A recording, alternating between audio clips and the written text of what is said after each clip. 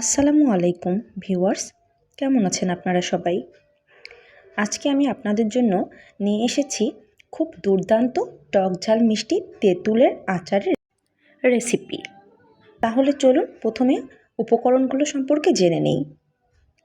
আমাদের প্রয়োজন হবে তেঁতুল 500 গ্রাম, সরিষার তেল 1 কাপ, পাঁচফোড়ন গুঁড়া 2 চা চামচ, চিনি 2 কাপ, লবণ 1 চা চামচ, চিলি ফ্লেক্স 2 চা চামচ, ভিনেগার 3 টেবিল চামচ। তো প্রথমে আমরা তেঁতুলগুলোকে 1 কাপ পানি দিয়ে হালকা করে মাখিয়ে নিব। যদি আমরা মাখিয়ে না নেই তাহলে হবে কি যে তেঁতুলগুলো শক্ত শক্ত থাকবে এবং আচারটা এরকম সুবিধাজনক হবে না। তো আমরা সুন্দর করে তেঁতুলগুলোকে একটু আলাদা আলাদা করে নিয়ে তারপর পানিটা আলতোভাবে মেখে এমনভাবে মেখে নিব যাতে তেঁতুলের বিচিটা যাতে বের হয়ে না যায়। এভাবেই আমরা তেঁতুলগুলোকে সুন্দরভাবে মাখিয়ে আধা ঘন্টার জন্য রেখে দিব।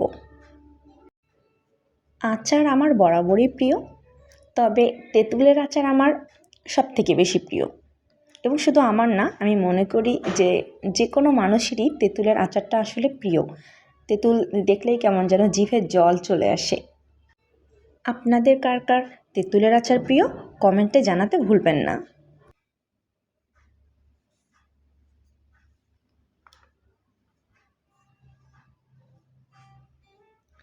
এরপর কড়াইয়ের মধ্যে কিছু তেল দিয়ে শুকনো মরিচগুলো ভেজে নেব, কারণ চিলি ফ্লেক্স সেটা আমি নিজেই করে দিব।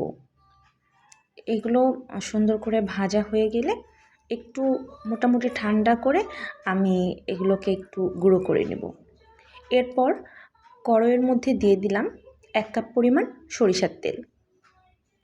সরিষার তেল দেওয়ার পর সেখানে আমি ওই যে তেঁতুলগুলো রেখেছিলাম মোটামুটি মাখিয়ে, ওই তেঁতুলগুলো দিয়ে দিলাম এবং খুব সুন্দর করে এখানে কমপক্ষে 4 থেকে 5 মিনিট তেঁতুলগুলো নাড়াচাড়া করব, তেলের সাথে মিশিয়ে নেব।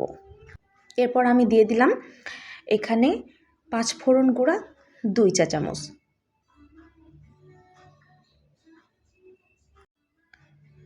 তারপর পাঁচফোড়নের গুঁড়োগুলো সুন্দরভাবে মিশিয়ে নিয়েছি তেঁতুলগুলোর সাথে। এরপর সেখানে দিয়ে দিয়েছি 2 কাপ পরিমাণ চিনি।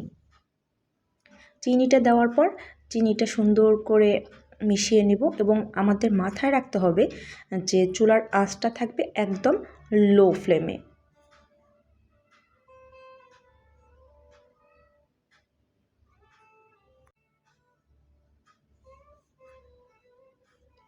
এরপর আমি দিয়ে দিচ্ছি এখানে 1 চা চামচ লবণ।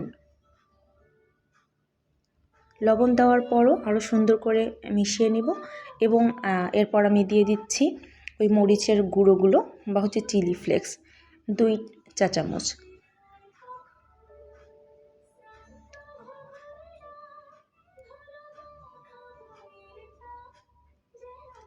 এবং সব শেষ আমি এখানে দিয়ে দিচ্ছি 3 টেবিল চামচ ভিনেগার।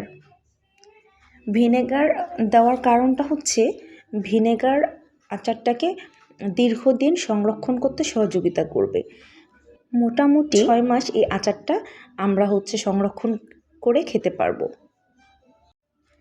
এরপর আমি সুন্দরভাবে আচারটাকে নাড়াচাড়া করে নিচ্ছি, সুন্দরভাবে মিশিয়ে নিচ্ছি।